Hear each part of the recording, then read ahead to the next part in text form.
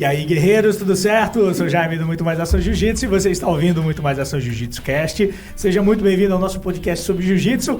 Temos aqui na mesa Daniel Feijão. Seja muito bem-vindo, meu sensei Daniel Feijão. Muito obrigado, Jaime. Eu tô adorando gravar esse podcast porque, mais uma vez, eu posso conhecer os meus ídolos de perto. Semana passada, Fábio Gurgel, há um tempo atrás, Ali, agora um cara que eu admiro há muito tempo e eu vou deixar que o Jaime apresente ele. Segura aí, rapaz. A gente está aqui com o grande mestre Álvaro Romano. Seja muito bem-vindo, mestrão. Obrigado pela presença. Obrigado aí pela presença de vocês também. Foi um prazer um papo aí sobre o jiu-jitsu, que a gente tanto ama, né? Show de bola. A gente aqui é apaixonado por jiu-jitsu, mestrão. Então, gente, assim, ó, você que está aí nos ouvindo, né, que está acompanhando o nosso podcast, esse podcast aqui ele é patrocinado pela Storm Strong, marca de kimono aí que você conhece já, que acompanha o canal. Se você quiser kimono, camiseta e tudo mais, vai no site deles, é o primeiro link na descrição ali. Acompanha também, usa o nosso cupom de desconto Muito Mais Ação JJ, beleza? E já vai, aproveita, se inscreve no nosso canal aqui no YouTube, se inscreve aí para receber as notícias, o nosso feed de notícias do podcast, vai na seçãozinha Seja Membro ali, conheça também o nosso projeto e vamos embora, né? Vamos embora. Mestrão, fala um pouquinho, quem é o Álvaro Romano? Nasceu aonde? Conta um pouquinho dessa história aí pra gente. Então, eu nasci no Rio de Janeiro, né? E eu nasci, na verdade, num subúrbio do Rio de Janeiro. Então eu tive uma vida, assim, naquela época, né? 1956, quando eu nasci, a gente, depois, na minha infância toda, a gente brincava muito na rua, tinha uma vida muito ao ar livre, né? De atividades ao ar livre. Eu, quando eu tinha 13 anos, a minha família se mudou ali para perto do Arpoador, ali em Ipanema, né? Sim. Então, aí quando eu me mudei ali, eu comecei a praticar surf, comecei aquela coisa de todo garoto de praia ali, naquela época, né? Aquela juventude ali de praia ali, depois do pier, do Arpoador, aquele pessoal do surf, e sempre foi essas atividades ao ar livre, na minha vida toda pessoal. Eu comecei a praticar capoeira, naquela época ninguém conhecia, com 13, 14 anos ali, então a gente fazia todo tipo de atividade ao ar livre. E eu fui um típico cara da praia ali, que, como muitos, né, da minha geração, que vivia praticamente na praia, que estudava assim, mas era uma coisa... Depois que eu conheci o surf, foi uma paixão muito grande, né? E a gente começou a fazer outras coisas depois, né, ao longo dos anos. Conheceu o mestrão Malibu também nessa época aí? Que também é ali nessa região, na né? verdade... Exatamente. O Malibu, ele morava depois a gente morou na mesma rua, né? É mesmo? Eu conheci o Malibu, ele devia ter uns 14 anos quando eu conheci o Malibu. Inclusive, eu sempre falo isso, quem levou o Malibu para o jiu-jitsu fui eu. Ah, é mesmo? Eu que levei o Malibu para treinar no Hollis Gracie. O Malibu não treinava no Hollis Gracie. Eu fui um dos primeiros surfistas ali do Arpoador a treinar. Eu e o Fábio Santos, não tinha surfista ainda do Arpoador. Nós levamos toda aquela galera do Arpoador ali depois que foi tudo por influência nossa. O Malibu foi um deles. É um grande amigo até hoje, né? A gente morou na mesma rua durante muitos anos, né?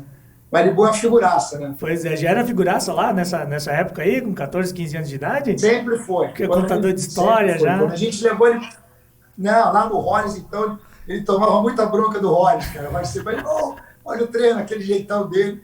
Mas ele era um cara muito querido, sempre foi uma pessoa muito querida, entendeu? O Hollis gostava muito dele, tinha um carinho especial por ele, porque ele era engraçado, aquele jeitão dele, né? E ele teve depois de um tempo, até depois que o Hollis faleceu, na verdade, que ele treinou pouco com o Hollis, né? Sim. Eu acho que quando ele, não sei se ele era nem faixa azul, quando o Hollis faleceu, já era faixa marrom. Eu ganhei minha marrom uma semana depois que o Hollis faleceu. Nossa. Já estava para ser promovido para marrom e o Carlinhos me deu. Então ele passou esse tempo ali com a gente, mas aí depois ele se dedicou muito mais ao jiu-jitsu. Uhum. Legal. O mestrão então começou a treinar com o Hollis Gracie, é isso? Fazia surf e aí foi pro Hollis? Sim. A minha história foi o seguinte, porque quando eu tinha mais ou menos uns 15 anos, aí tinha eu lembro que eu morava ali, tinha um cara embaixo que tinha uma loja de moto de onde eu morava e ele treinava jiu-jitsu. Ele me levou uma vez na academia dele, me mostrou alguma coisa, mas ninguém nessa época do jiu-jitsu, do surf, treinava jiu-jitsu. Ele se dedicava mais ao surf, né? Ali na praia, era o dia inteiro na praia surfando. Eu fiz, em 1973, eu fiz uma viagem ao Peru, né, de surf. E aí voltei, e quando foi em 74 para 75, eu voltei ao Peru, de novo para fazer uma temporada de surf. Aí nós conhecíamos ali do arpoador o Helson Gracie, né, que frequentava ali, era surfista também. Na verdade, ele foi um dos primeiros surfistas. O Roger começou a surfar antes, mas ele frequentava e andava com a gente ali. Entendi. Ele falava muito do jiu-jitsu, a gente chamava ele de campeão e tudo, mas ninguém treinava nessa época ainda. A galera estava mais no surf. Ele é que se incorporou mais no surf ali, né? E quando eu estava no Peru, lá em 74 para 75, eu estava caminhando, né? Eu fiquei numa casa, eu, o Fábio Santos e um outro amigo, ficamos numa casa lá em cima, indicado pelo Renan Pitangui, que era um surfista, e um faixa coral também, que faleceu, que era amigo nosso, era aluno do Rollins. Nós ficamos numa casa lá em cima, no Pueblo. Eu estava andando numa rua ali, dentro de um dia ali em Ponta Grossa, ali numa cidadezinha, e o Rollins veio andando, um amigo em comum. E eu parei para conversar com esse amigo em comum, ele falou, esse aqui é o Rollins. Eu conheço o Helson. E, por coincidência, ele estava hospedado na mesma casa que eu. Caramba. Que era uma casa com vários quartos. E ele falou, eu estou nessa casa aí também. Na mesma hora, nós criamos uma amizade muito grande. E foi interessante, porque eu conheci o Rollins fora dos tatames, né? Sim. Eu convivendo com ele no dia a dia, que era uma coisa fantástica, né? Aquela filosofia de vida. A dieta Gracie, por exemplo, aí nós saímos, começamos a surfar, e eu já comecei a conhecer a personalidade dele ali no surf, que nós fomos surfar. Eu me lembro que os peruanos odiavam os brasileiros, porque eles invadiam praticamente a cidade e surfavam, namoravam as meninas todas, aquelas confusões sempre, né? E no primeiro dia que nós fomos surfar, e o Rollins não surfava muito bem assim, ele pegava a onda junto com a gente, tudo bem. Aí ele entrou lá no peruano, o cara falou que ia brigar com ele, aí eu fui atrás lá remando, falei, olha, mas não faz isso não, porque senão você vai ficar com o braço machucado, não vai poder surfar por um tempo. E o cara não entendia, eu falei, não, esse cara é um samurai brasileiro, pô, tive que convencer o cara lá. E era muito engraçado. E ele, salvou o cara. Já consegui entender o espírito dele de união, né? Nós estávamos uma vez jantando, aí os caras começaram a jogar limão num bar, assim, fazendo umas brincadeiras. E ele estava lendo um livro, ele ficava lendo, calmo, tranquilo. Ele só virou para a gente, ó, se prepare que isso aqui, se acertar, vai ter uma confusão aqui. A gente, ó, estamos juntos. E eu nem treinava nessa época. Então, essa convivência, um dia até ele me chegou e falou, ele comia num lugar diferente, né? A gente não tinha muito dinheiro, comia aqueles pratos feitos, ele me chegou, não, vem cá. E me contou a história da alimentação do pai dele, né? Do mestre Carlos Gracie. E eu me lembro que eu fui no mercado, nós compramos as frutas, ele falou, ó, essa fruta combina com essa. Aí eu fui lá no restaurante, compramos um queijo, e ele fez lá um prato de fruta, você tem que comer isso. Eu aprendi a dieta Gracie ali com ele, convivendo com ele. Direto da fonte. Ele me ensinou isso ali, no dia a dia, que aí eu comecei, foi uma mudança radical na minha vida, né? E ele, quando saiu de lá, ele falou, assim que você chegar no Brasil, convidou o Fábio Santos também, tu vai me procurar lá na academia que você vai treinar comigo. Então a gente já criou uma amizade muito grande, fora do tatame. Que legal. E eu cheguei na mesma hora, eu me lembro que no final de 76, começo de 77, eu estava entrando na educação física, né? Eu fui treinar jiu-jitsu. Lá com ele, cheguei eu e o Fábio Santos, não tinha nenhum surfista treinando lá, na verdade, era a segunda geração, né, da família Gracie ali, né? Então, o Rollins tinha formado uns alunos, tinha alguns faixa preta, mas tinha muito pouca gente. Então, eu fiz parte daquela equipe dele, daquele time dele ali. E foi um momento fantástico, foi uma coisa que mudou a minha vida completamente, né? Que legal. Que legal. Mestrão, então o mestre é adepto à dieta Gracie ainda? Eu comecei a viajar muito, né? Eu me mudei para os Estados Unidos há 13 anos atrás, eu moro lá e aqui, então às vezes você tem, mas lá tem bastante fruta. Hoje eu posso falar para você que eu faço em torno de 60% a 70%. Nossa. Porque às vezes muitas viagens não te proporcionam, é complicado, né? Você viajar o mundo inteiro, mas eu fiquei muitos anos na minha vida, e até hoje E também é o seguinte, né? Como tudo na vida, as coisas se transformam, né? Se transformam, como na preparação física. Então, existem hoje adaptações, porque hoje se treina muito mais também, né? Hoje se tem uma intensidade de treinamento muito grande. Então, existem, né? Hoje em dia, eu especificamente não faço suplementação, mas tem muitas pessoas atletas que fazem, então as pessoas modificaram um pouco. Então, algumas coisas assim, mas eu não como carne vermelha durante muitos anos, entendeu? E faço bastante a alimentação deles de fruta, do Mestre Carlos, eu faço bastante até hoje. Mestre, eu te acompanho há muitos anos, já desde que tinha revista Gracie Mag, que você fazia, né, aquelas páginas maravilhosas com aqueles exercícios de luta, e eu posso falar que talvez, né, não sei se essa é a fonte, mas tu foi o pioneiro da preparação física para lutadores, de uma maneira extremamente agradável, né, com uma consciência corporal que a ginástica te dá. E quando você vem com a ginástica natural, com esses movimentos, né, que imitam tanta coisa, movimentos de luta, movimentos de bicho, com respiração. Então foi uma maneira que eu acho que de repente as pessoas se preparavam, ou elas iam surfar, ou elas iam correr, não eram tantos adeptos da musculação, né, eu acho que era um outro lifestyle. E você, eu acho que foi o cara que começou a fazer essas preparações físicas, né? Na verdade, se você pegar na história, o que aconteceu? Eu comecei a treinar e, ao mesmo tempo, eu entrei na Faculdade de Educação Física em 1977. Era exatamente como você falou. Os atletas de jiu-jitsu se preparavam surfando. Era uma coisa mais ou menos assim. Não existia preparação física. O Rollins modificou isso. Começou a ter essa consciência e ele me estimulou muito nisso. Então, na verdade, eu comecei a trabalhar com preparação física para a luta em 1977. E até ali eu não me lembro de ninguém fazendo esse tipo de trabalho. Para vocês terem uma ideia, eu tinha um livro, Bob Anderson, de alongamento, de levar para o tatame e ficava alongando ali. Então, era uma coisa muito empírica. E eu comecei esse treinamento. O que aconteceu? Nessa época, eu estudei na Gama Filho. E a Gama Filho, a maioria dos atletas olímpicos, principalmente do judô, eles eram da Gama Filho. E eu comecei a treinar judô na Gama Filho. E comecei a ter contato com esses atletas olímpicos. Você comecei a entender a preparação física deles.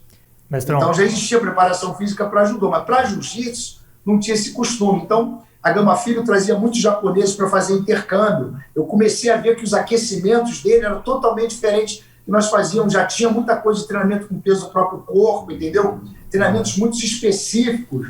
E eles trabalhavam, por exemplo, a gente fazia quase 1000 entradas de quedas por treino. Era uma coisa insana, surreal, entendeu? Isso lá na Gama Filho. E eu comecei a introduzir. Tanto que lá os aquecimentos do Rollins, quem comandava os aquecimentos era praticamente eu, Fabinho, entendeu? O pessoal que já estava na educação física. E tem uma coisa que as pessoas não sabem. O Rollins foi pioneiro nessa coisa de preparação física, que teve uma época que ele falou que queria subir de peso e tudo. Acabava o treino, nós íamos fazer musculação numa academia que o Fábio Santos dava aula lá no Leblon. Então ele já tinha essa consciência, não quero subir de peso.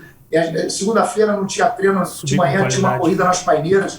Ele já via a importância da preparação física e ele me estimulou, tanto que antes dele morrer, ele estava com um projeto de abrir uma nova academia, que ele ia se separar ali do Carson, e nós íamos implantar esse programa de preparação física lá junto. Só que, infelizmente, ele faleceu antes. Então, eu comecei a preparação física para minhas competições. Então, eu fui a cobaia nisso aí. Só que o que aconteceu? Eu comecei a aplicar nas pessoas depois também, a treinar todos esses campeões. O Fábio Gurgel foi quando começou comigo lá nos primeiros Vale Tudo, eu estava com ele, Murilo Bustamante. Então, quando aquele desafio em 91, eu que trabalhei com eles, entendeu? Então, aquele primeiro Vale Tudo, né, depois que aconteceu, depois que tinha parado por um longo tempo. Então, realmente, eu fui um dos primeiros aí na preparação física para a luta. E a ginástica veio depois, né? Quer dizer, eu já fazia esse tipo de preparação, e eu fui estudar yoga, né, com o mestre no Rio, professor Lando Cane, aí fui pesquisa, fiz uma pesquisa muito grande, e como eu tinha essa facilidade, essa movimentação no chão, eu comecei a criar a ginástica natural em cima dessa movimentação, que eu falo que a ginástica natural é um jiu-jitsu sem adversário. A gente pode definir assim, né? É um kata, né? É uma luta. Mas praticamente. O mestrão é faixa preta de jiu-jitsu e faixa preta de judô, né? Eu, na verdade, no judô eu fui até marrom. Até marrom. Eu não peguei a faixa preta não, porque depois daquele negócio, você quando comecei, o Rhodes faleceu, né? Aí eu treinei com o Carlinhos me deu a faixa marrom, depois eu treinei um pouco lá com o Rickson, mas você comecei a trabalhar muito com preparação física, cursos, estudar, então ficou mais difícil. Mas eu sempre mantive contato com o jiu-jitsu, porque eu trabalhava na preparação física com esse pessoal, né?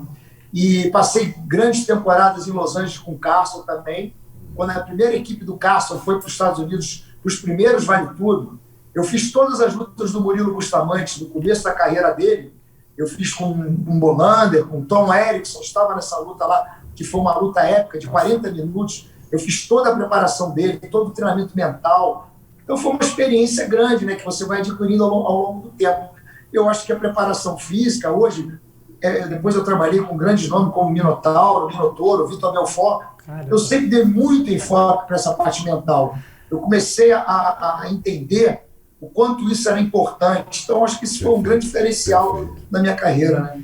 Eu penso assim, mestre, que hoje em dia eu acho que a preparação física ela está num ponto muito parecido no mundo, né? Eu acho que hoje em dia você tem muita informação. E o atleta que conseguir alinhar isso a uma preparação mental forte, eu acho que tu foi mais uma vez pioneiro nisso, porque se você já pensava isso, nós estamos falando aí década de, sei lá, final de 80, 90, já desde a década de 70, você já visualizou que a preparação física só por si só, mas sem você ter a consciência mental, né? Porque a gente fala muito em consciência corporal e às vezes esquece de ter uma preparação física mental, né?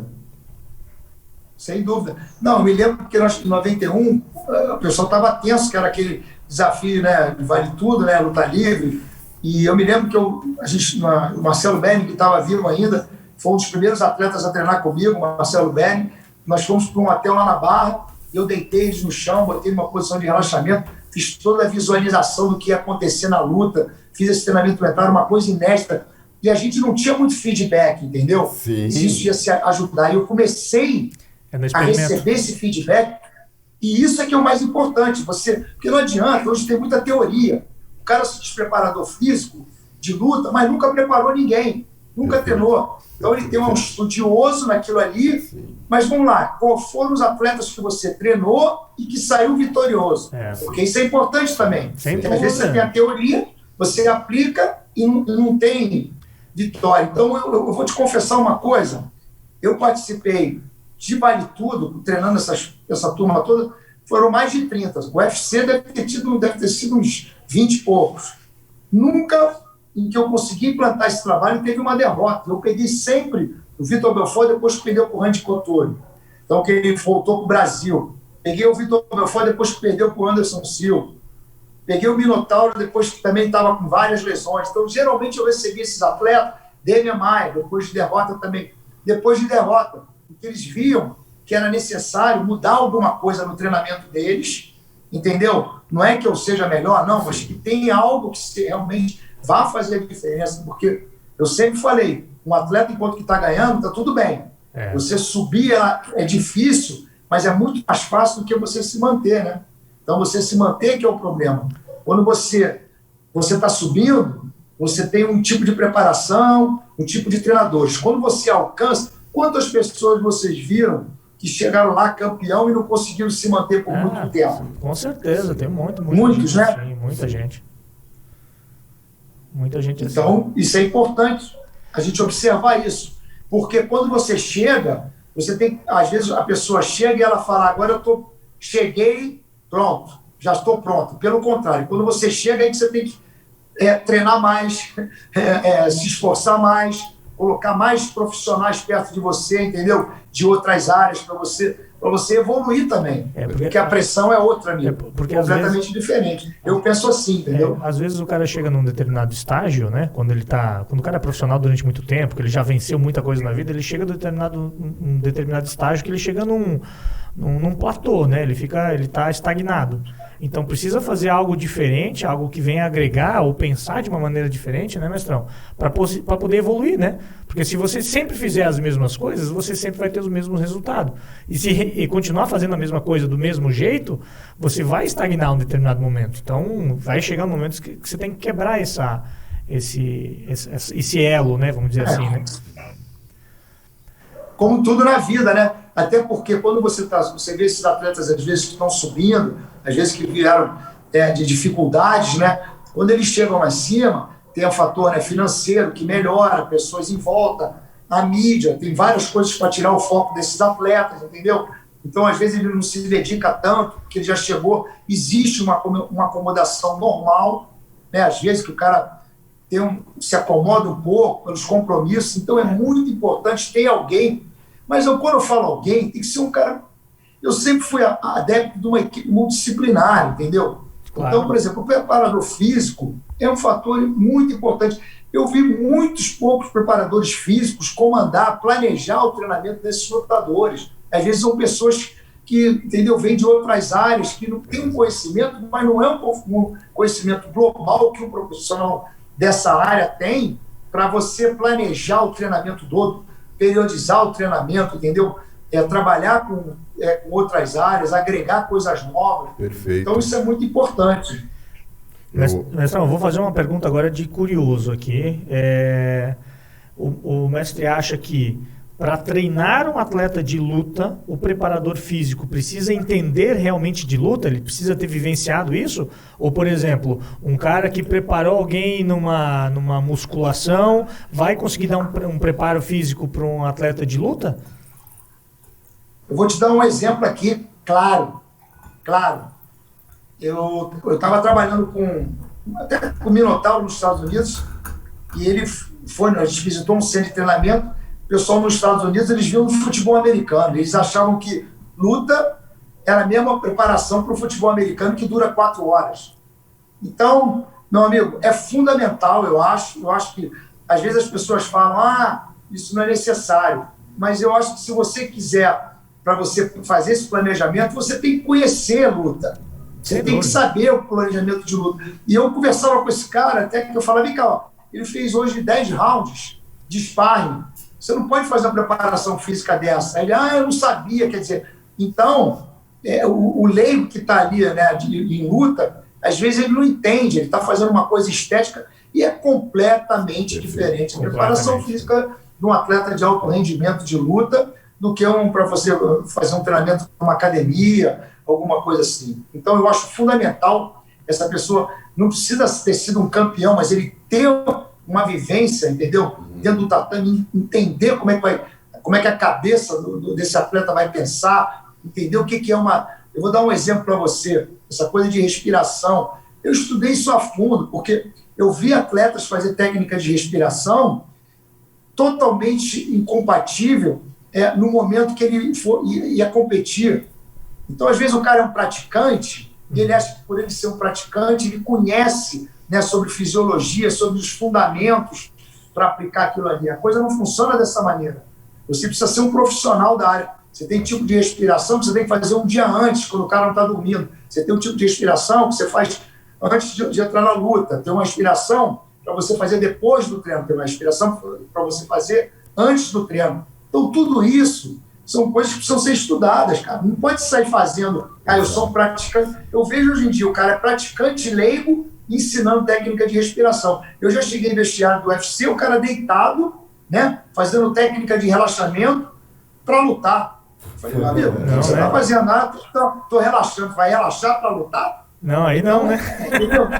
Aí não. É muito doido isso. Aí não, né? Tá louco. Mas acho que você falou tudo, né? Essa questão de estudar e E o que eu vejo hoje é exatamente isso. A grande maioria copiando, né, fazendo e não entendendo o momento de cada técnica, né, cara? Imagina só, eu sei respirar, e você acha que a mesma respiração, isso é muito importante, isso até me surpreende. A mesma respiração, ela não serve, né? Tipo, vai fazer uma frequência mais alta antes de você ir dormir, ou então, enfim, né? Obviamente você não vai conseguir ter um bom sono, né? Porque essas técnicas não foram criadas por ninguém. Essas técnicas existem há milhares de anos, né? Criadas na Índia e tudo. Então, mas quando você, como profissional, conhece fisiologia, e eu usei, né, para mim muito na prática, e o mais importante, né, eu apliquei. Esse treinamento mental não foi da minha cabeça. Eu vou ter uma experiência muito interessante. Quando o Minotauro me procurou em San Diego para fazer o Minotauro, para mim, o Minotauro também são os ídolos máximos do MMA, né? Uhum. Então são pessoas que são lendas vivas. Para mim foi eu falo que quando eles me contrataram assim para treinar, foi como se eu fosse para a seleção brasileira. Eu considerei a mesma proporção. E aí ele vinha de lesões, né? Então eu comecei a fazer um trabalho com ele. Quando você tem um atleta com mais de, sei lá, 20 e poucas lutas, com uma experiência muito grande, você não vai lidar com esse atleta como você está dando com um atleta iniciante, né? Tem que ser uma outra linguagem, tem que ser um outro tipo de treinamento. E eu fiquei muito assim, né? Vamos dizer assim, muito tranquilo, sentindo, com muito cuidado em tudo que eu ia ensinar para ele, porque às vezes ele podia falar, não, isso aqui não funcionou, e a gente tem que sempre escutar o atleta. Isso é muito importante, lógico. Esse feedback é importante. A gente acha, mas escutar o atleta também é importante. E eu fui fazer esse treinamento mental com ele, por quê? O manager dele na época, o Joinha, me falou que ele ia lutar em Portland. E Portland seria a terra do Randy Couture. Sim. E que ele ia ter um estádio inteiro, o Randy Couture é a favor dele, que ia ser uma pressão muito grande. O que eu comecei a fazer? Um dia eu acabei o treinamento, eu falei, Rodrigo, deita aqui. Ele deitou numa forma de relaxamento, vamos fazer um trabalho aqui diferente hoje. E eu comecei a reproduzir todas as situações que deveriam acontecer lá em Portland. Vamos imaginar a gente no dia da luta, lá no vestiário, vamos imaginar a gente indo para o estádio, vamos imaginar o estádio todo contra você, gritando o nome do Randy Couture, você subindo no queijo. Eu comecei a monitorar a pulsação dele, e eu vi que conforme ele ia chegando perto da hora da luta que eu ia falando, ela ia subindo a cada dia. Nossa. Entendeu? Então eu via que esse emocional, ele deitado, numa posição de relaxamento. Você imagina isso no dia da luta. Nossa Senhora. Mas se eu já condicionasse isso mentalmente, às vezes eu teria um ganho de Álvaro, esse ganho é muito pequeno, 0,001%. Num treinamento de alto rendimento é muito, eu quero esse ganho. Sim. Então eu comecei a fazer isso com ele. Eu não sabia como ele ia reagir a isso. E tinha de duas formas. Eu fazia induzido, né? Eu falava, né, todas as situações, né, no dia da luta, principalmente quando ele fosse sair do vestiário, nosso aquecimento, indo pro vestiário, e às vezes eu falava para ele fazer, se ele quiser, sozinho, ele mesmo mentalizar isso aí, eu ficar calado. Né? E um dia eu estava meio assim, ele não estava falando nada, eu falei, Rodrigo, você acha, vamos manter isso aí? Você quer fazer mesmo isso? Ele falou, o quê? Eu quero fazer isso todo dia. E outra coisa, eu quero fazer você falando. Eu não quero fazer sozinho. Vamos fazer esse trabalho. E no dia da luta, rapaz, eu fiz isso durante 2 semanas, todo dia final de treino, antes da luta, um dia antes. No dia da luta aconteceu exatamente tudo aquilo que a gente tinha visualizado, cara. E aí, quando acabou a luta, né, um repórter, me lembro, que o próprio Jair entrevistou ele e perguntou, você não sentiu essa pressão aqui, não? Ele apontou e falou, não, nós treinamos isso. Nossa. Então, eu achei que era uma coisa que ia ter um ganho pequeno, cara. E teve um ganho assim, ele me levantou, eu falei, caramba, então olha o feedback que eu tive. Sensacional. Para mim, no ícone do esporte, eu vou falar, eu não vou aplicar isso no iniciante. É claro que eu vou aplicar. Sensacional. Entendeu? Mas tem muito preparador, tem muita gente que não acha que não. Que acha que às vezes que é uma perda de tempo, que o cara tem que fazer, entendeu? Quero fazer um treinamento mais intenso. Eu penso de maneira diferente, eu penso na parte de reabilitação, né? Na qualidade do treinamento, entendeu? Na recuperação do treinamento. Isso para mim é muito importante. Como você estava falando ali antes, Álvaro, eu vejo que você gosta muito do rendimento, né? Uma coisa que está muito em você. Eu acho que essa questão do surf, desde muito cedo, né? Até antes do jiu-jitsu, ela te proporcionou também treinar o Mineirinho, né? No ano que ele ganhou o Mundial, né? Sim. Foi uma coisa também interessante, que ele nunca tinha ganho ali, né? Já tava, e eu me lembro que a gente se encontrou, ele fazia as aulas via meus vídeos, nós nos encontramos no Havaí e ficamos um período junto treinando ali intenso. E um dia nós estávamos em Sunset, sentado ali, eu sentei perto dele, eu nunca vou me esquecer, eu até estive agora em Florianópolis, nós comentamos essa cena agora. Eu sentei com ele em Sunset e falei, você quer ser campeão, cara? Entendeu? Que você tem que querer. Sim. E ele estava muito perto do título. Eu falei, isso está ali, cara, está ao teu alcance. Nossa. É você que a gente conversou, eu me lembro que essas conversas, cara, é aquilo que eu falei, às vezes você acha que vai ganhar pouco, mas às vezes não. Tem cada atleta vai absorver de uma maneira.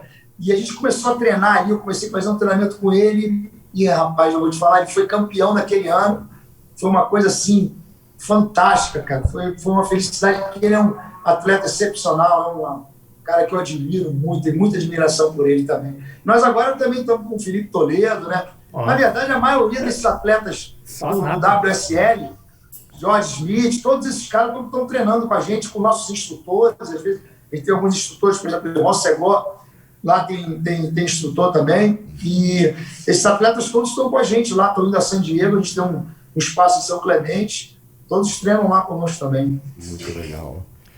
Show de bola. Mestrão, eu estou na nossa linha do tempo ainda aqui, a gente começou em 1956, quando o Mestrão nasceu, né? Foi isso? Hoje está com 74, né? 74 anos. Não, estou com 64. 64? Tô ruim de conta aqui então, meu. Tô ruim de conta. Mas 74, meu. 74, não, 64. Não, mas eu não estou fazendo ainda não. Ah, tá bom. Errei nas contas aqui então.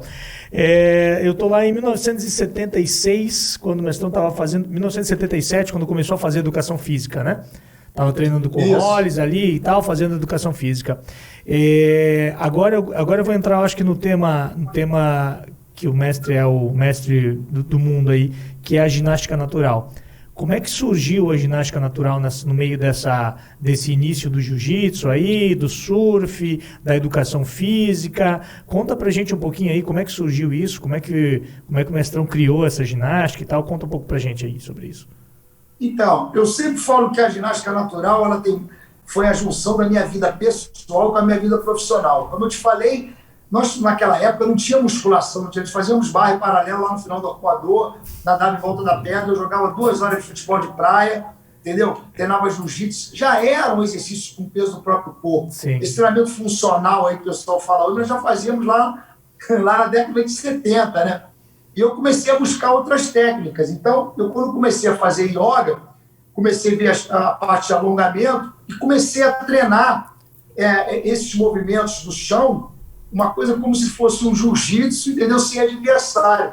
Então, tem vários vídeos. Na verdade, era tudo de forma empírica. Eu chamava de aula de social. As pessoas olhavam, nem tinham como elas me seguir, porque eu não sabia o que eu ia fazer. Eu ia para o chão, ficava 2, 3 horas me movimentando de um lado e para o outro.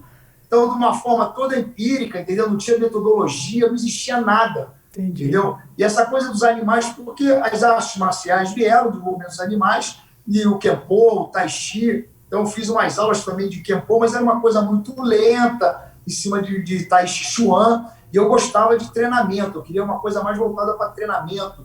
Eu treinava muito, eu tinha, até no jiu-jitsu, eu tinha uma característica que eu comecei a treinar jiu-jitsu muito tarde, cara, com 20 anos, 21. Uhum. E eu não sei se, por exemplo, eu lutava com o Peixotinho, que era uma lenda do Carson Gracie, que treinava desde os 14, que era uma fera. Então, quando eu, por exemplo, chegava a lutar com esses caras na faixa roxa, eles já estavam no final da faixa roxa, eu estava começando na faixa roxa. Sim. E eles eram muito mais técnicos do que eu. Então, o que eu falei? Eu preciso superar ou chegar com esses caras na preparação física. Esse vai ser o meu diferencial. Vai igualar então, eu comecei a trabalhar muito isso, a dar muita importância à preparação física. Eu era até um cara conhecido lá no Hollis como que tinha uma preparação física acima até um pouquinho da média. Por eu ter me dedicado, às vezes tecnicamente eu não era tão bom, entendeu? Uhum. Mas a preparação física Mas quando as técnicas se equivalem, a preparação física vai sobressair. Sim. Não existe isso. Então eu tentava equilibrar isso um pouquinho, né? Por um bom tempo, e depois eu fui levando, porque eu comecei a ver a parte da mobilidade como era importante, né? Do alongamento. Só que eu fiz yoga, cara. Quando eu fui fazer yoga, na minha sala eram senhoras de 80 anos, 85, era uma coisa terapêutica. Eu fui não o consigo. primeiro, acho que lá, lutador de jiu-jitsu a fazer yoga, entendeu? Ninguém, eu levei todo mundo do jiu-jitsu, eu levei para o yoga, mostrei esse trabalho lá, entendeu? De mobilidade, alguns fizeram lá, com o professor Orlando Canto também, mas a minha característica que eu desenvolvi foi uma coisa minha, da minha história, né? Do que eu vi ao longo dos anos. E, amigo, isso aí, as pessoas me perguntam como é que eu desenvolvi muita transpiração e muita intuição, amigo. Foi treino, sozinho ali, praticando, como eu faço até hoje, entendeu? Não deixo de fazer. O trabalho se modificou muito nos últimos 15 anos, muito mesmo. Quando eu fui para os Estados Unidos também, teve uma coisa que ninguém sabe. Na Copa de 2002, quando o Ronaldo sofreu aquela lesão, eu conheci um fisioterapeuta chamado Filé. Sim, foi quem mudou a fisioterapia no Brasil. Para mim é um gênio. Eu conheci ele nos anos 80, né? Ele, quando viu o meu trabalho, eu mostrei um vídeo para ele, é um vídeo preto e branco que está aí na internet, ele falou, isso é tudo que eu imaginava para fisioterapia, mas não sabia como ia fazer, parte de mobilidade e propriocepção. Eu comecei a trabalhar com ele, fiquei 5 anos dentro da clínica dele. Ele me levou para ministrar aula nos cursos de fisioterapia e educação física na faculdade, que ele era diretor no Rio de Janeiro. Nós fizemos muitos trabalhos juntos. Isso foi um divisor de águas na ginástica natural. Isso me levou para um outro campo da fisioterapia, para usar como reabilitação. E na Copa ele me chamou um dia e falou, eu tenho um desafio para você. Eu falei, o que foi? O Ronaldo está aqui, nós temos 15 dias para ganhar arco nesse movimento dele, senão ele vai ser cortado. Eu falei, estou dentro com você. Então eu comecei a trabalhar com ele, numa sala fechada, com mais de 15 fisioterapeutas, toda aquela equipe da Inter de Milão que estava na época. Então começamos a fazer esse treino de mobilidade. Aquilo foi uma escola para mim, foi um aprendizado muito grande. Então o trabalho se modificou. Tem pessoas que pensam que a ginástica natural ainda é movimento de animal, coisa de 25 anos atrás, 30 anos atrás. Não. Hoje nós temos um método formatado, né? Estudado, né? Com metodologia, com ciência por trás também. Então, a criação, o desenvolvimento de tudo isso foi essa junção de várias coisas. Ninguém consegue criar nada copiando algo de alguém com consistência e chegar, entendeu? O conhecimento é que vai fazer você chegar em algum lugar. Eu penso dessa forma.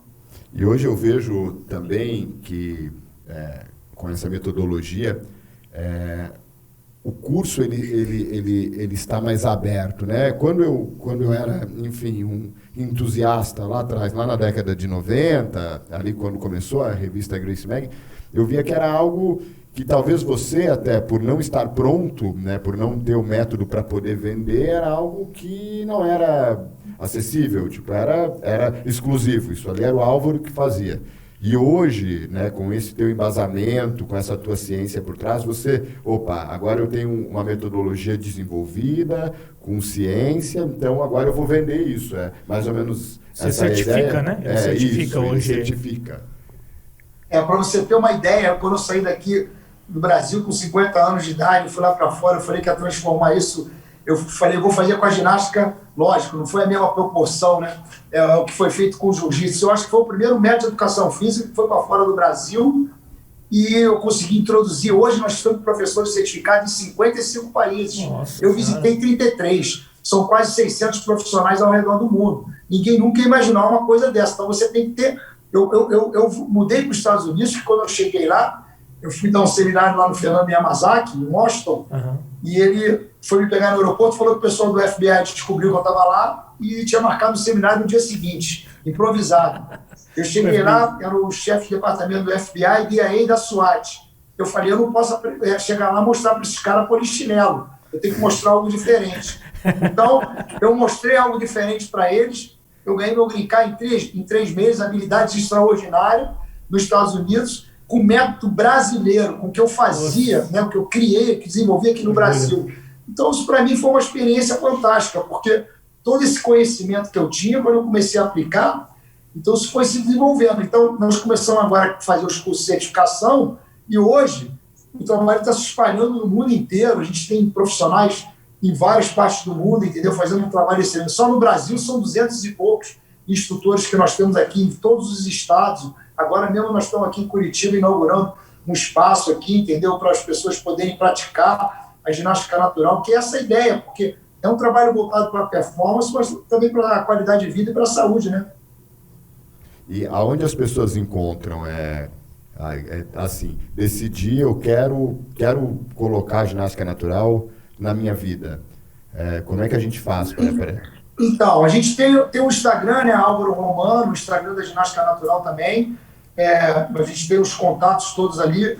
Ali a gente está toda hora postando os cursos de certificação. Nós estamos agora montando o projeto das aulas ao vivo, online também. E no site tem todos os instrutores cadastrados nas suas cidades. Você também encontra todo mundo no Instagram. Procura ver se realmente é um instrutor certificado. Se ele for certificado, ele está lá no site da ginástica natural, entendeu? Ele tem lá o certificado dele, pede para mostrar o certificado.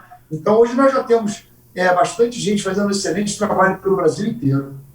Show de bola, fantástico, mestrão. Deixa eu só perguntar mais uma coisinha aqui. Quando o mestrão começou lá, então, lá no Hollis e tal, começou a fazer aqueles movimentos, levou o pessoal para o yoga e tudo mais. O pessoal começou a praticar, eu acho que Rickson Gracie, toda essa galera aí, foram adeptos mesmo à ginástica natural, o mestrão deu aula para eles. Como é que foi isso, assim? Sim. Todos passaram por mim, né? Porque até eu fui essa ponte para levar para lá e treinei todos eles, todos passaram por mim, sem exceção. Todo mundo do jiu-jitsu conheceu esse trabalho porque eu era o único que fazia, eu que divulguei isso para eles, entendeu? Não tinha ninguém. Quando eu cheguei lá para fazer yoga, não existia nenhum deles que estavam lá praticando. Eu fui o primeiro, eu cheguei lá em 82, logo que o Hollis morreu, aí eu fui fazer triatlo, eu fui testar essas técnicas de respiração. Olha que coisa interessante, que eu até fiz um post essa semana dizendo que eu nunca ensinei nada na minha vida sem que antes eu praticasse. Eu li esse post. Nenhum exercício, essas técnicas de respiração, nada. Eu nunca ensinei nada sem antes eu vivenciasse, praticasse, aplicasse, feedback. Essa é a minha forma de pensar. Então, quando eu aprendi essas técnicas de respiração, eu aprendi lá na yoga, com aquelas senhorinhas, parado. Eu falei, vou ver se dá certo mesmo. Me inscrevi num triatlo, no 83, que foi o primeiro triatlo do Rio de Janeiro. Era 1.500 de natação, 60 de bicicleta, lá indo para a prainha, ladeira, e 14 de corrida. Eu nunca na minha vida tinha corrido mais do que 5 quilômetros, porque eu era um lutador, fazia corrida curta. E para você ter uma ideia, eu tinha uma bicicleta Caloi 10. Eu treinei com ela, porque não existia bicicleta na época. Eu me lembro que o surfista amigo meu, Daniel Friedman, 2 dias antes, falou, você não vai fazer essa prova com a Caloi 10, você é maluco. Me deu uma bicicleta que ele tinha uma marcha, e eu 2 dias antes usei essa bicicleta, foi o que me salvou.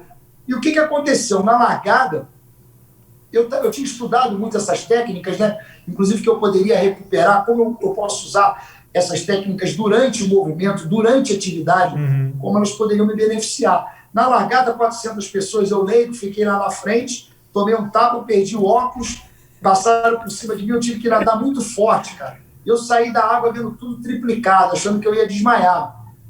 Aí tem até uma foto minha lá no Instagram, eu correndo devagarinho, peguei a bicicleta. Quando eu sentei na bicicleta, eu comecei a fazer uma técnica de respiração. E eram 400 pessoas, eu acho que era o número 380, quando eu peguei a minha bicicleta. Eu comecei a fazer essa técnica de respiração, comecei a me recuperar de uma maneira, entender qual respiração que eu tinha que utilizar, que eu passei umas 200 pessoas. Caramba. Até as pessoas lá, o que você tomou? Eu falei, não sei, estou me sentindo super bem. E depois corri e terminei numa boa posição. E nesse dia, eu falei, eu vi a importância da técnica de respiração, não só sentada ali como yoga, mas sim ela aplicada durante o treinamento, entendeu? Antes, depois, durante, como você pode fazer, qual o recurso que você tem, quando você está muito cansado, que tipo de respiração você vai fazer. Sim. Então, aquilo foi uma escola para mim. Então, aquilo ninguém me ensinou. Aquilo eu tive que, entendeu? Usar a minha intuição, o meu conhecimento como profissional da área de educação física, de fisiologia, experiência em de luta, tudo para eu desenvolver, cara. Esse foi o processo, né, cara? Como um todo, né, cara? Você vê um cirurgião, como é que ele faz, a experiência, né, que ele vai tendo ao longo dos anos, né? Eu falo que geralmente eles pegam os ratos para ser as cobaias. Eu fui a cobaia, meu corpo é a cobaia desses treinamentos todos, né? E depois os atletas, né, que eu poderia trabalhar com mais segurança. Então tá.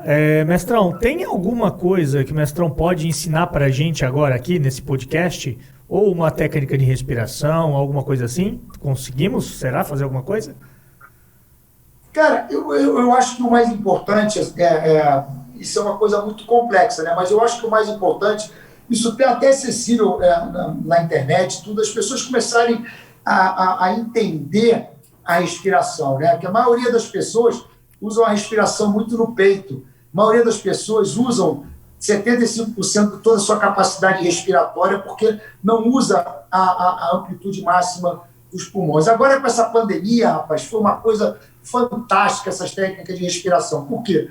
O vírus afetou muito o sistema respiratório. Eu passei muitos vídeos para pessoas que tiveram Covid, entendeu? Na recuperação dessas pessoas e até como prevenção. E tem uma coisa que eu preciso, é uma coisa fundamental que as pessoas muitos não sabem.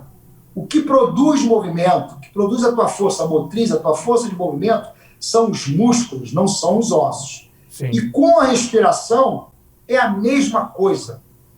Teus pulmões não produzem movimento. Eles são um tecido conjuntivo elástico, né, para fazer essa hematose, que é a entrada e a saída do ar. O que produz movimentos da respiração são os músculos, né? O diafragma Sim. e intercostais. Então, essas técnicas, elas procuram o quê? Fortalecer essa musculatura. Então, você fortalecer, né, o diafragma e esses intercostais, eles vão melhorar a tua capacidade respiratória. Então, é muito mais importante, às vezes, eu ensinar uma técnica, as pessoas entenderem isso, o quanto isso é importante, para elas buscarem esse conhecimento, entendeu? De como essas técnicas podem beneficiar. Então, você tem a respiração, por exemplo, abdominal, ilho-costal e subclavicular. A maioria das pessoas usa a respiração no peito. Eu diria que uma dica importante para os nossos amigos é vocês tentarem colocar, que eu faço muito com os alunos iniciantes, uma mão no peito, a outra no abdômen, tá? E tentar fazer uma inspiração bem lenta, de modo que você só movimenta o teu diafragma. Quando você faz a inspiração, você dilata. Quando você inspira, você contrai suavemente. Sem mexer essa mão de cima, do peito. Sem mexer o peito. Entendeu? Isso é um teste interessante, que você vai ver que a maioria das pessoas, elas não conseguem isolar o diafragma e respirar somente pelo diafragma. Ela está 50% no diafragma e 50% no peito. Então, esse seria o primeiro passo de tudo, entendeu? É trabalhar essa respiração diafragmática. E depois tem a costal, tem a subclavicular, nós chamamos de respiração completa. Isso tem no yoga, tem nos livros aí, tem um livro do professor Hermógenes maravilhoso sobre yoga, que ele fala bastante disso, entendeu? Eu até aconselho as pessoas a lerem. Então, essa técnica é uma técnica muito importante e ela pode ajudar muito na recuperação do teu treinamento. Show de bola, mestrão. Queria agradecer muito, muito, muito obrigado pela nossa conversa, foi muito legal. Que falou alguma coisa, né?